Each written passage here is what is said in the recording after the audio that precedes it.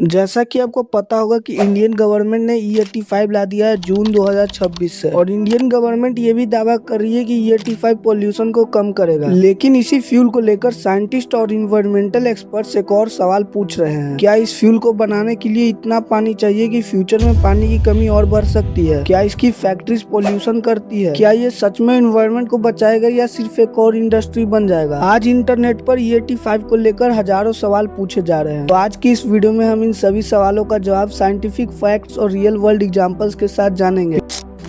पिछले लगभग 100 सालों से दुनिया पेट्रोल और डीजल पर चल रही है। कार, बाइक, शिप्स और इवन एरोप्लेन सब कुछ फॉसिल फ्यूल्स पर डिपेंड करता रहा है। लेकिन प्रॉब्लम यह है कि फॉसिल फ्यूल लिमिटेड है। जितना ज्यादा हम इसे चलाते हैं उतना ही ज्यादा कार्बन डाइऑक्साइड एटमॉस्फेयर में जाती है। इसी वजह से क्लाइमेट चेंज, ग्लोबल वार्मिंग और एयर पोल्यूशन दुनिया के सबसे बड़े चैलेंजेस बन चुके हैं। और इसी प्रॉब्लम का एक सोल्यूशन बताया गया है बायोफ्यूल। बायोफ्यूल का मतलब होता है ऐसा फ्यूल जो जमीन पर उगने वाली फसलों या बायोलॉजिकल मटेरियल से बनाया जाए, जैसे शुगर केन, कॉर्न, मोलासेस और कुछ एग्रीकल्चर वेस्ट। इन्हीं रॉ मटेरियल से बनाया जाता है एथेनॉल। और जब इसी एथेनॉल को पेट्रोल के साथ मिलाया जाता है तब बनता है E10, E20 और सबसे पावरफुल ब्लेंड में से एक E85। आखिर E85 का मतलब क्या है? E85 का मतलब है 85% एथेनॉल और सिर्फ 15% पेट्रोल। लेकिन सबसे बड़ा सवाल है, ये एथेनॉल आता कहाँ से है? इंडिया में एथेनॉल बनाने के लिए सबसे ज्यादा यूज होता है शुगर केन, मोलासेस, मेज और कुछ फूड ग्रेन। लेकिन ये प्रोसेस उतनी सिंपल नहीं है जितनी दिखाई देती है। सबसे पहले शुगर को बड़े बड़े फर्मेंटेशन टैंक्स में डाला जाता है। उसके बाद उसमें मिलाया जाता है ईस्ट। ईस्ट शुगर को तोड़कर एथेनॉल और कार्बन डाइऑक्साइड में कन्वर्ट कर देता है। ये प्रोसेस कई घंटों तक चलती है। लेकिन इस स्टेज पर एथेनॉल अभी भी काफी डिल्यूट होता है, इसलिए अगले स्टेप में उसको डिस्टिलेशन किया जाता है। डिस्टिलेशन के दौरान मिक्सचर को गर्म किया जाता है। एथेनॉल और वाटर का बॉइलिंग पॉइंट अलग होने की वजह से एथेनॉल को अलग किया जाता है। इसके बाद डिहाइड्रेशन प्रोसेस होती है जिससे high purity fuel grade ethanol मिलता है। और इसी एथेनॉल को पेट्रोल के साथ मिलाकर बनाया जाता है E85। अब सवाल ये आता है कि आखिर इस एथेनॉल को बनाने में कितना पानी लगता होगा? एथेनॉल को लेकर दुनिया का सबसे बड़ा कंट्रोवर्सी पॉइंट है पानी। कुछ लोग कहते हैं कि 1 लीटर एथेनॉल को बनाने के लिए 10,000 लीटर पानी लगता है। फैक्ट्री के अंदर प्रोसेसिंग के लिए मॉडर्न प्लांट्स में लगभग 2 से 5 लीटर पानी हर लीटर एथेनॉल पर लग सकता है। और कई प्लांट्स इस पानी को रिसाइकल भी करते हैं। लेकिन कई लोगों का मानना है कि एथेनॉल बनने के कारण कई जगहों पर वाटर क्राइसिस आ रहा है, क्योंकि एथेनॉल बनाने में काफी ज्यादा पानी यूज हो रहा है। अब देखो, शुगर केन उगाने से लेकर एथेनॉल बनाने तक का पूरा वाटर फुटप्रिंट देखें तो नंबर्स कई 100 से लेकर हजारों लीटर पानी पर लीटर एथेनॉल के ऑर्डर तक पहुंच सकते हैं। ये रेनफॉल, इरिगेशन और फार्मिंग प्रैक्टिसेस पर डिपेंड करता है। इसी वजह से एक्सपर्ट्स के बीच इस मुद्दे पर अलग अलग कंक्लूजन्स मिलते हैं। एक और काफी कॉमन सवाल है, क्या एथेनॉल फैक्ट्रीज पोल्यूशन करती है? जब भी किसी फैक्ट्री की बात होती है सबसे पहला सवाल होता है, क्या ये पोल्यूशन करती है? एथेनॉल बनाने के दौरान बॉयलर चलाया जाता है, स्टीम जनरेट होती है, इलेक्ट्रिसिटी यूज होती है और कार्बन डाइऑक्साइड भी निकलती है। साथ ही फर्मेंटेशन के बाद एक लिक्विड वेस्ट बचता है जिसे स्पेंड वॉश कहा जाता है। अगर इस वेस्ट को बिना ट्रीटमेंट के नदियों या जमीन में छोड़ दिया जाए तो ये इन्वायरमेंट के लिए नुकसान पहुंचा सकता है। लेकिन मॉडर्न एथेनॉल प्लांट्स में वाटर ट्रीटमेंट और पोल्यूशन कंट्रोल सिस्टम लगाए जाते हैं, इसलिए पोल्यूशन कितना होगा ये प्लांट की टेक्नोलॉजी और रूल्स के इम्प्लीमेशन पर डिपेंड करता है। तो क्या पेट्रोल एथेनॉल से ज्यादा क्लीनर है? लोग ये भी मान रहे हैं कि E85 से माइलेज कम होता है। हाँ, अक्सर होता है, क्योंकि एथेनॉल की एनर्जी डेंसिटी पेट्रोल से कम होती है। इसका मतलब सेम डिस्टेंस तय करने के लिए गाड़ी को ज्यादा फ्यूल की जरूरत पड़ सकती है। लेकिन कुछ फ्लैक्स फ्यूल इंजन E85 का हाई ऑक्टेन का फायदा उठाकर परफॉर्मेंस को ऑप्टिमाइज भी कर सकते हैं। आखिर नितिन गडकरी E85 को इतना पुश क्यों कर रहे हैं? इसका सबसे बड़ा रीजन है इंडिया का क्रूड ऑयल इम्पोर्ट। इंडिया अपनी जरूरत का 80% से ज्यादा क्रूड ऑयल बाहर के देशों से खरीदता है और इस इंपोर्ट पर हर साल लाखों करोड़ रुपए खर्च होते हैं। 12 लाख करोड़ के क्रूड ऑयल इंपोर्ट बिल का कनेक्शन फार्मर्स को कितना फायदा देगा? गवर्नमेंट का दूसरा लॉजिक है फार्मर्स शुगर केन, मेज और कुछ अन्य फसलों से एथेनॉल बनाकर फार्मर्स को एक एडिशनल मार्केट देना। इससे शुगर मिल्स और ग्रेन बेस्ड इंडस्ट्रीज को भी नया बिजनेस मिल सकता है। लेकिन इसी के साथ एक नया सवाल भी आता है, क्या हमें खाना उगाना चाहिए या फ्यूल? अगर ज्यादा जमीन फ्यूल क्रॉप जॉब्स के लिए यूज होगी तो फूड प्रोडक्शन और वाटर रिसोर्सेज पर प्रेशर बढ़ सकता है। शायद सबसे बड़ा मिसकॉन्सेप्शन ये है कि फ्यूचर सिर्फ E85 का होगा, लेकिन रियलिटी कुछ और है। एक्सपर्ट्स का मानना है कि फ्यूचर में ईवीज, हाइड्रोजन, बायोफ्यूल्स और सिंथेटिक फ्यूल सब मिलकर एनर्जी सिस्टम का हिस्सा बन सकते हैं। आने वाले समय में हर कंट्री अपने रिसोर्सेज के हिसाब से अलग स्ट्रेटेजी चूज करेगी। तो क्या E85 फ्यूचर का फ्यूल है या फ्यूचर का क्राइसिस? बाकी ऐसे इंटरेस्टिंग डॉक्यूमेंट्री वीडियोस देखने के लिए इस वीडियो को एक लाइक और चैनल को सब्सक्राइब जरूर से कर देना।